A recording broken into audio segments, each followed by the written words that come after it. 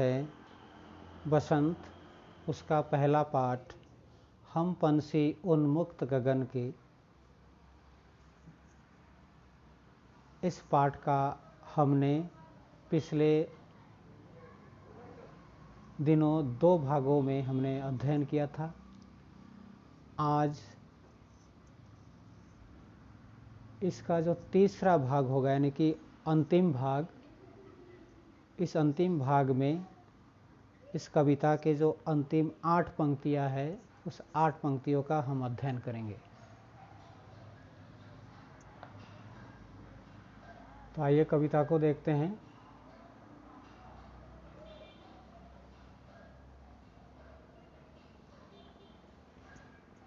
तो शुरू से कविता का एक बार वाचन कर लेते हैं। सुर के साथ आपको भी वाचन करके सुनाना होगा। कविता को याद कर लीजिएगा। जब विद्यालय खुलेगा तो सभी विद्यार्थियों से पूछा जाएगा। तो आइए मेरे साथ इसका वाचन करते हैं। हम पंछी उन्मुक्त गगन के, हम पंछी उन्मुक्त गगन के, पिंजरबद्ध ना गा पाएंगे। कनक तिलियों से टकरा कर पुलकित पंख टूट जाएंगे। हम बहता जल पीने वाले मर जाएंगे भूखे प्यासे। कहीं भली है कटुक निबोरी, कनक कटोरी की मैदा से। स्वर्ण श्रृंखला के बंधन में अपनी गति उड़ान सब भूले। बस सपनों में देख रहे हैं तरु की फुनगी पर के झूले। ऐसे थे अरमान की उड़ते, नीले नभ की सीमा पाने। लाल किरण सी चोंच खोल, चुगते तारक अनार के दाने। यहाँ तक हमने अध्ययन कर लिया था। आज का जो अंतिम 8 पंक्तियाँ होगी, उसको ज़रा मेरे साथ वाचन कीजिए। होती सीमाहीन क्षितिज से इन पंखों की होड़ा होड़ी। या तो क्षितिज मिलन बन जाता, या तंती सांसों की डोरी। नीड़ ना दो चाहे टहनी का, आश्रय छिन्न भिन्न कर डालो। लेकिन पंख दिए है तो आकुल उड़ान में विघ्न न डालो। आकुल उड़ान में विघ्न न डालो। शिव मंगल सिंह सुमन। तो जो अंतिम 8 पंक्तियां हैं, इन अंतिम 8 पंक्तियों का आज अध्ययन करना है। तो आइए सबसे पहले इन 8 पंक्तियों में आए हुए कुछ कठिन शब्दों का अर्थ हम जान लेते हैं, जिससे कि पाठ को, यानी कि इन पंक्तियों को समझने में आसानी हो।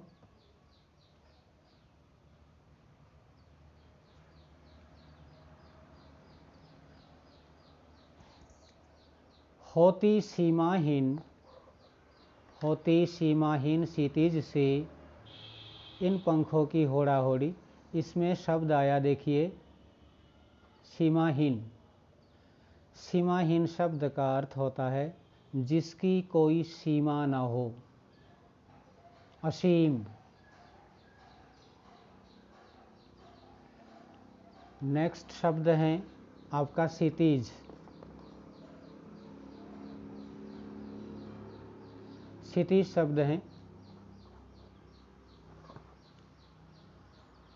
क्षितिज वो स्थान होता है जहाँ धरती और आकाश मिलते हुए प्रतीत होता है। वैसे ऐसा कोई स्थान होता नहीं है, लेकिन आप किसी भी दिशा में देखिए, ज़रा ऊंचाई वाले स्थान में जाकर एक स्थान ऐसा नज़र आता है कि वो आसमान वहाँ पर ख़त्म हो जा रहा है। आसमान वो दूर दिखाई दे रहा है, वहाँ ख़त्म हो जा रहा है। या जब सूर्य उगता है, आपने देखा होगा उगते हुए सूर्य या अस्त होता हुआ सूर्य, उस समय देखते होंगे कि वो क्षितिज में चला जाता। तो वो स्थान जहाँ पर धरती और आकाश मिलता हुआ प्रतीत होता है, उस स्थान को क्षितिज कहा जाता है। एक शब्द आया होड़ा होड़ी। ये होड़ा होड़ी शब्द है। होड़ा होड़ी का मतलब होता है प्रतिस्पर्धा, आगे निकलने की, एक दूसरे से आगे निकलने की चाह, या इसको सीधे शब्दों में प्रतिस्पर्धा भी कहा जाता है। शब्दों के अर्थ पर ध्यान दीजिएगा। जैसा मैं बोल रहा हूँ, मेरे यानी कि इस बोले हुए शब्द को के आधार पर ही आपको इसका शब्दार्थ लिखना होगा, इसलिए ध्यान से सुनिएगा।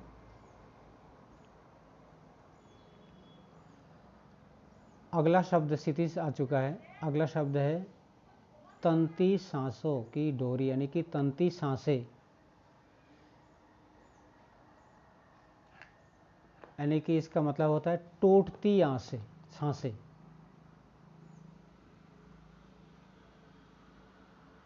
टूटती सांसें। जब अंतिम समय होता है, तो जब अंतिम सांसें होती है, अभी टूटने वाली है यानी कि समाप्त होने वाला है, तो वो तंती सांसें हुआ। अगला शब्द आया नीड़। नीड़ शब्द का माने होता है घर, आवास,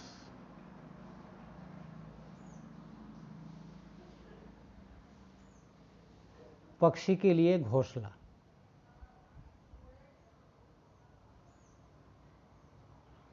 कई माने हो सकता है। एक शब्द आया आश्रय। आश्रय होता है सहारा, सहारा देना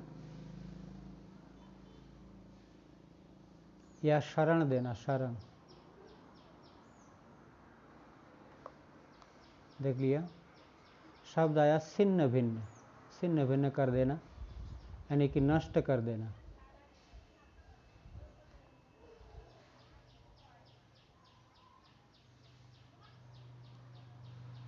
तोड़ डालना, इसका दूसरा माने हो सकता है। एक अंतिम शब्द है, दो शब्द और है आकुल। आकुल शब्द माने होता है बेचैन।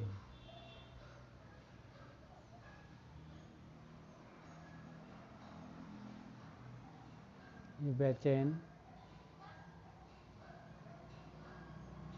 या दूसरा माने हो सकता है इसका व्यग्र, परेशान। अगला एक शब्द है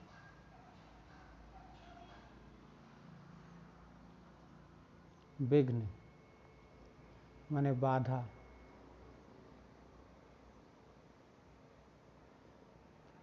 एक शब्दों का अर्थ हमने जाना।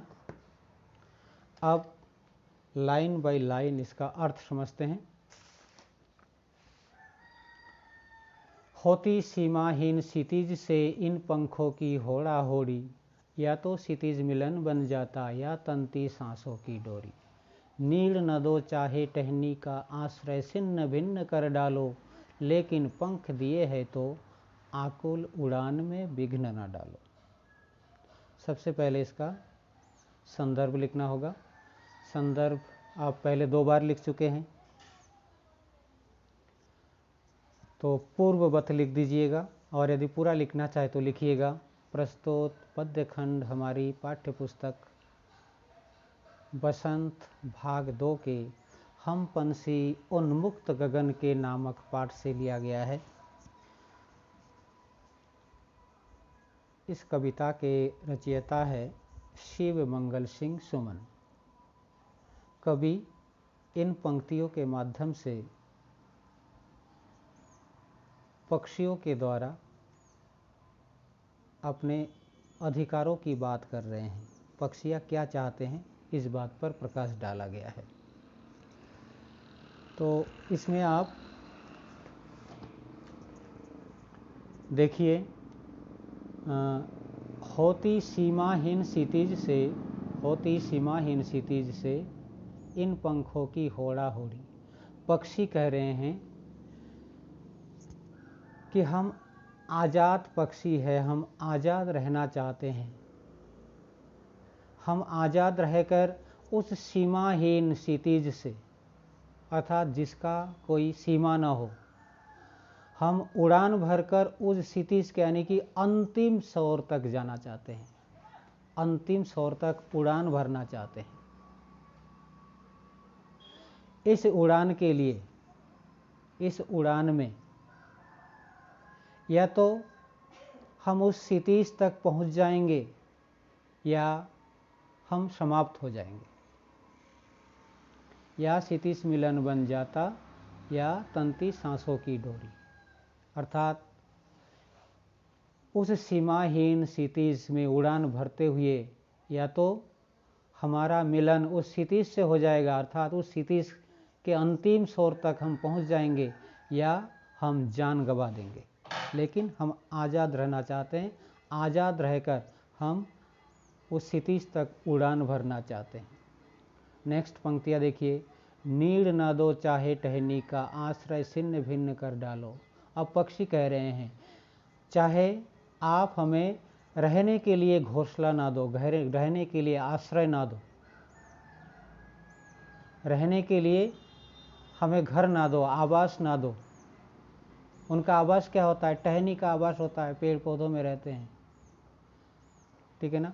तो रहने के लिए हमें चाहे आवास ना दो, घर ना दो, चाहे हमारा जो आश्रय है, जो हम घोंसलों में रहते हैं, उसको नष्ट कर दो, छिन्न भिन्न कर दो, यानी कि नष्ट कर दो। लेकिन जब ईश्वर ने पंख दिए हैं तो हमारे उस आकुल उड़ान के लिए इसमें बाधा मत डालो, बाधा मत बनो। तो एक बार फिर से शुरू से इसका अर्थ समझते हैं, ज़रा देखिए। होती सीमाहीन क्षितिज से इन पंखों की होड़ा होड़ी, या तो क्षितिज मिलन बन जाता या तंती सांसों की डोरी। नीड़ न दो चाहे टहनी का, आश्रय छिन्न भिन्न कर डालो, लेकिन पंख दिए है तो आकुल उड़ान में विघ्न न डालो। इसका एक बार फिर से लाइन बाय लाइन एक बार अर्थ फिर से बताता हूँ। देखिए, कवि कहते हैं, पक्षी के माध्यम से कवि कहते हैं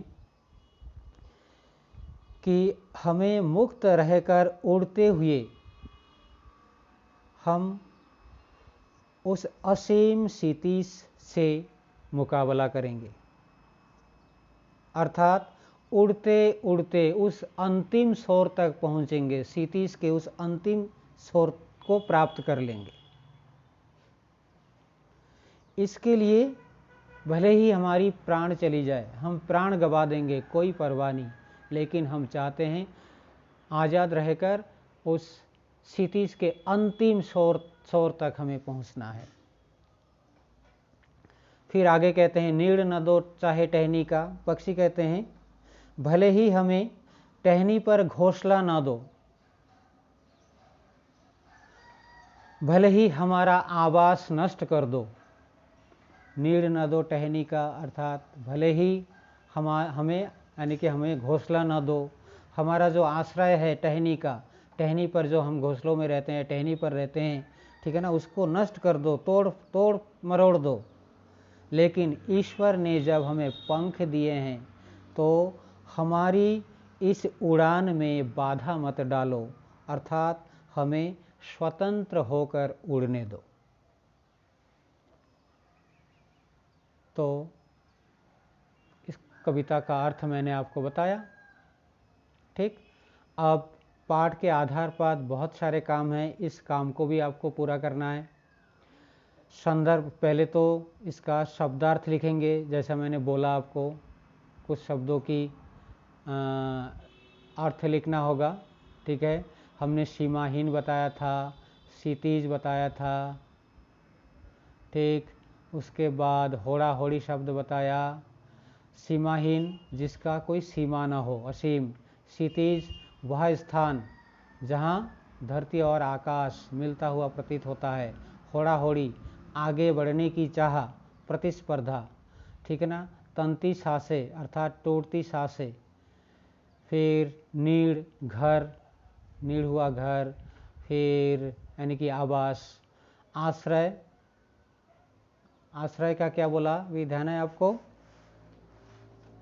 सहारा, भरोसा। आकुल यानी कि इसको व्याकुलता, बेचैन, परेशान, व्यग्र कई अर्थ हो सकता है। फिर विघ्न, बाधा, इन शब्दों का अर्थ लिखना होगा। उसके बाद आप संदर्भ लिखेंगे, उसके बाद इन पंक्तियों का व्याख्या भी लिखना है। उसके बाद बहुत सारे काम हैं, अभी दिखा रहा हूँ आपको। ये काम आपको समय दिया जाएगा काम करने के लिए। तो देखिए, ये इसमें आया हुआ कुछ चीज़ें हैं, यानी कि ये पहले के जो 2 प्रश्न हैं, पहले के जो 2 प्रश्न, हर तरह की सुख सुविधाएं पाकर भी पक्षी पिंजरे में बंद क्यों नहीं रहना चाहते, इसको आपने कर लिया है, इसको पहले कर लिया है। पक्षी उन्मुक्त रहकर अपनी कौन कौन सी इच्छाएं पूरी करना चाहते हैं, इसको भी आपने पूरा कर लिया है, ठीक है ना। 2 छोटे छोटे प्रश्न मैं अपनी ओर से दिया था, उसको भी आपने कर लिया है। आज तीसरे से यानी कि आपको पूरा करना है, तीसरे से पूरा करना है। देखिए,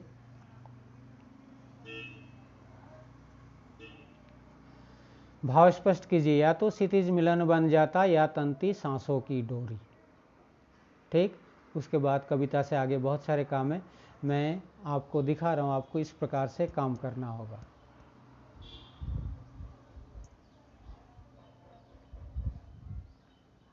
ये आपका तीसरा है। या तो क्षितिज मिलन बन जाता या तंती सांसों की डोरी, इसका क्या भाव बनता है, अभी आज आपको पढ़ाया इसको देखिए, इस प्रकार से उत्तर बनेगा। प्रस्तुत पंक्ति का भाव यह है कि, इसको बड़ा करके दिखा रहा हूँ,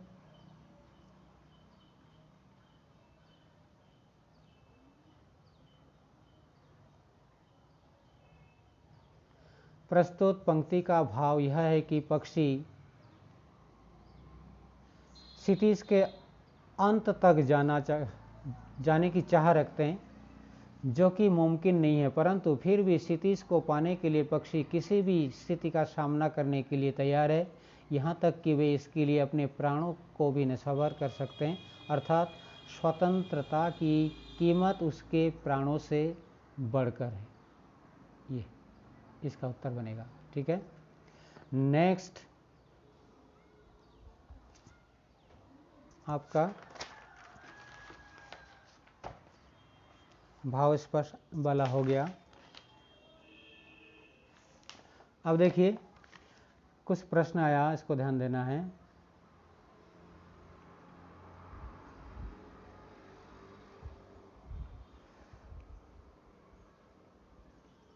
कुछ लोग पक्षी पालते हैं, पक्षियों को पालना उचित है अथवा नहीं, आपके विचार से क्या बनता है? पक्षियों को पालना सही है?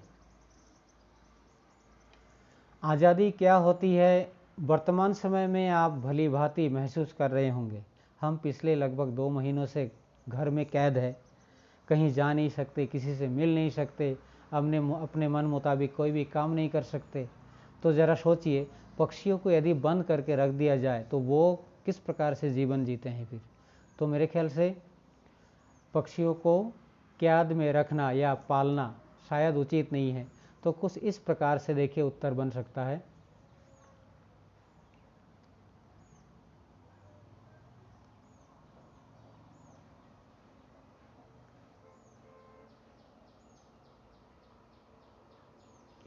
मेरे अनुसार पक्षियों को पालना बिल्कुल भी उचित नहीं है, क्योंकि ईश्वर ने उन्हें उड़ने के लिए पंख दिए हैं, इसलिए उन्हें बंधन में रखना सर्वथा अनुचित है। अपनी इच्छा से ऊंची ऊंची दूर तक उड़ान भरना, पेड़ों पर घोंसले बनाकर रहना, नदी झरनों का जल पीना, फूल फल खाना उनकी स्वाभाविक प्रवृत्ति है।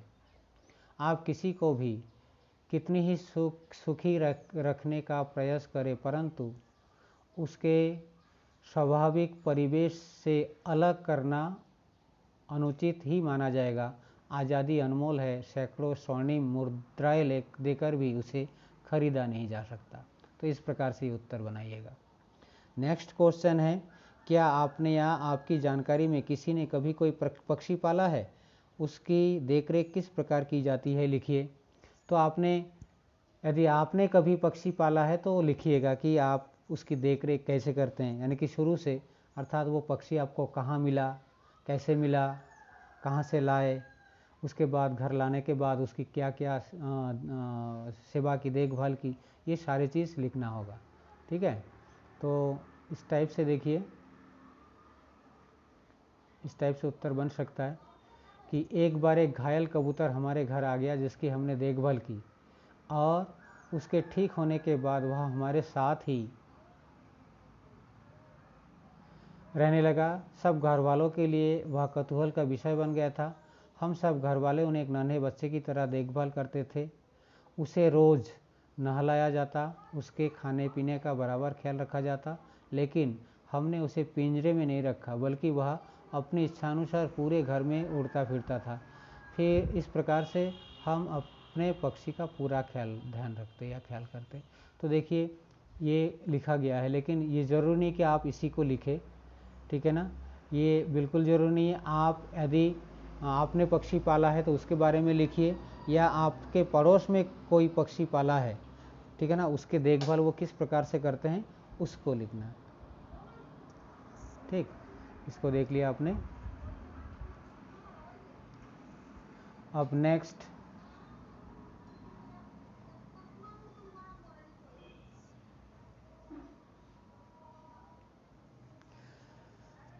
पिंजरे में, पक्षियों को पिंजरे में बंद करने से केवल उसकी आज़ादी का हनन ही नहीं होता, अपितु पर्यावरण भी प्रभावित होता है। इस विषय पर 10 पंक्तियों में अपने विचार लिखिए।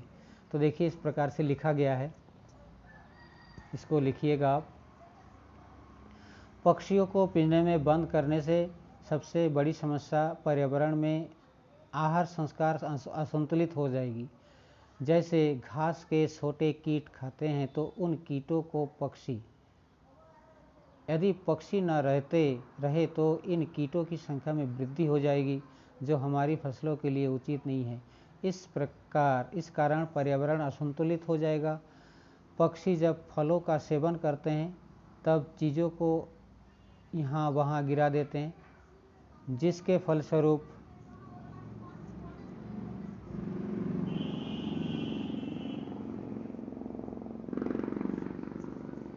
नए पौधे पनपते हैं। कुछ पक्षी हमारी फैलाई गंदगी को खाते हैं, जिससे पर्यावरण साफ रहता है। यदि वे पक्षी नहीं रहेंगे तो पर्यावरण दूषित हो जाएगा और मानव कई बीमारियों से ग्रस्त हो जाएगा। था जिस प्रकार पर्यावरण जरूरी है उसी प्रकार पक्षी भी जरूरी है। दोनों एक दूसरे के पूरक है, एक के बिना दूसरे की कल्पना नहीं की जा सकती। कुछ इस प्रकार से आपको उत्तर बनाना है। ठीक, अब कुछ आगे चलते हैं भाषा की बात में। देखिए लिखा है,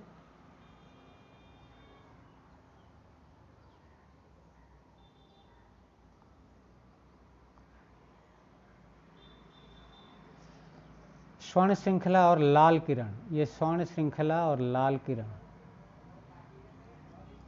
इसको थोड़ा बड़ा बना दूं।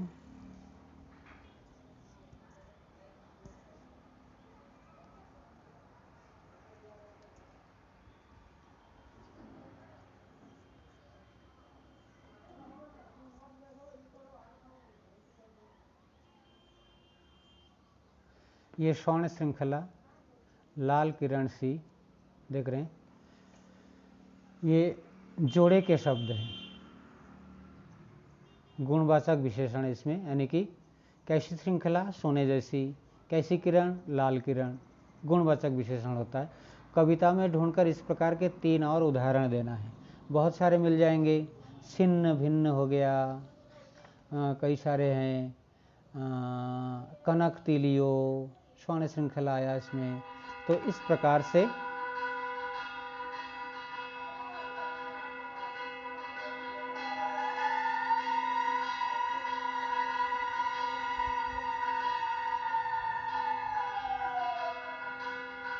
कहीं पड़ोस में पूजा हो रहा है, 1 मिनट।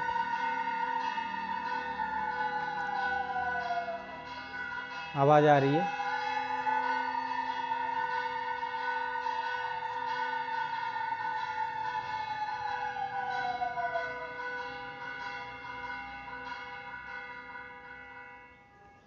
तो देखिए ऐसे जोड़े वाला कुछ शब्द आपको ढूंढना है, जैसे ये पुलकित पंख, कटुक निबोरी, कनक कटोरी, तो ये पूरा हो जाएगा आपका। फिर आगे देखिए,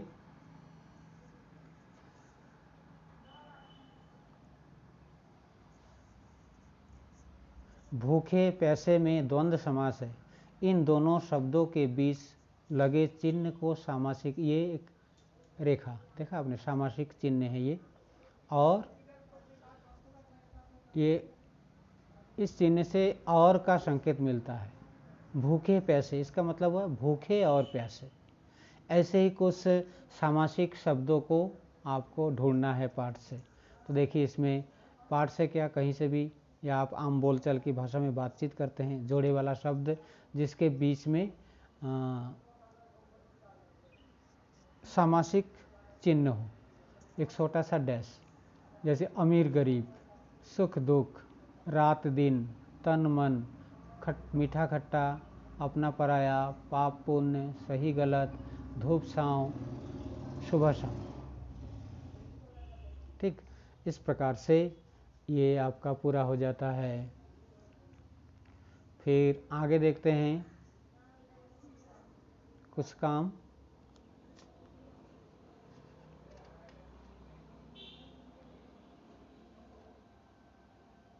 तो ये 10 उदाहरण सामासिक शब्दों के आपको लिखने हैं। ठीक, तो ये लगभग समाप्त होता है। एक बार आपको फिर से मैं याद दिला दूं, पहले 2 पैराग्राफ्स, पहले 2 दिन का जो पढ़ाई था उसमें हमने बताया था, यानी कि हम पंछी उन्मुक्त गगन से लेकर कनक कटोरी की मैदा से, ये पहले दिन का था। दूसरे दिन में स्वर्ण श्रृंखला से लेकर चुगते तारा अनार के दाने तक था। इसका संदर्भ सहित व्याख्या और कुछ प्रश्नोत्तर भी आपने लिखा। आज होती सीमाहीन क्षितिज से लेके विघ्न न डालो, यहाँ तक हमने पढ़ा। तो सबसे पहले इसमें इन पंक्तियों में आए हुए जो कठिन शब्द है, इन कठिन शब्दों को पूरा करना है।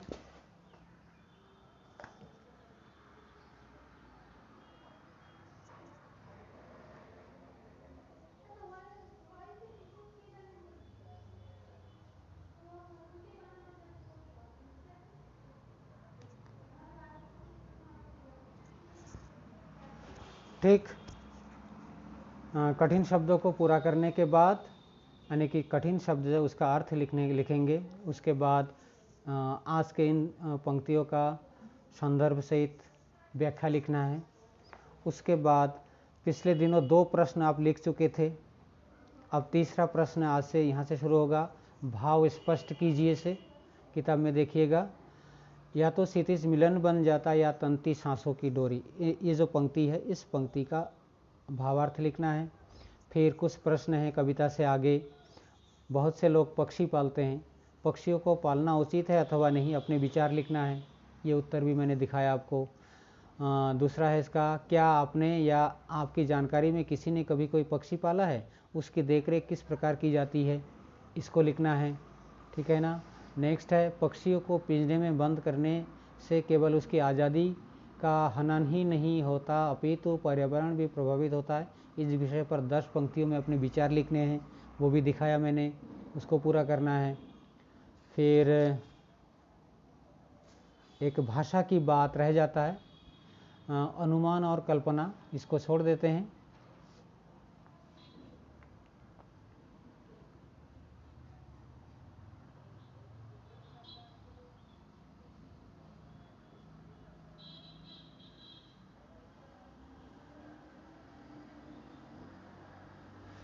एक प्रश्न, यदि आपके घर के किसी स्थान पर किसी पक्षी ने अपना आवास बनाया है और किसी कारणवश आपको अपना घर बदलना पड़ रहा है, तो आप उस पक्षी के लिए किस तरह के प्रबंध करना आवश्यक समझेंगे। लिखिए, इसको भी लिखना है, इसको शायद मैंने दिखाया था आपको।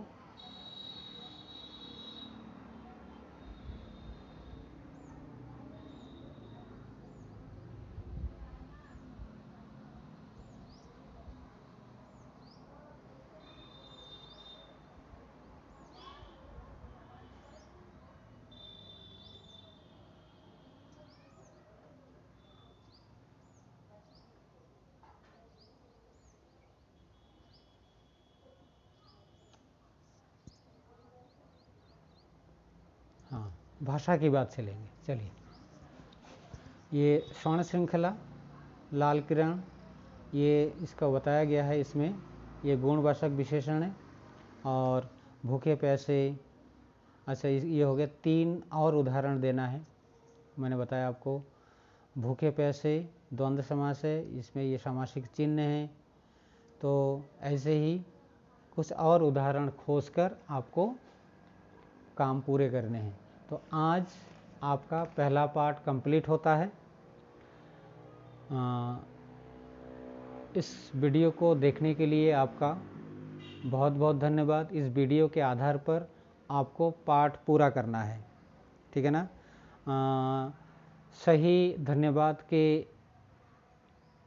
पात्र तो आप तभी होंगे जब पाठ को पूरा कंप्लीट कर लेंगे, ठीक है। तो इसके लिए आपको हम अगला 3 दिन का समय देंगे। अगले तीसरे दिन तक ये आपका पूरा हो जाना चाहिए। इस बीच जिस भैया बहनों का पूरा हो जाता है वो पूरा करके काम मोबाइल के माध्यम से, व्हाट्सएप के माध्यम से आप भेजिए। और कॉपी बिल्कुल सुरक्षित रखिएगा, स्कूल खुलने के बाद कॉपी चेक होगी, ठीक है।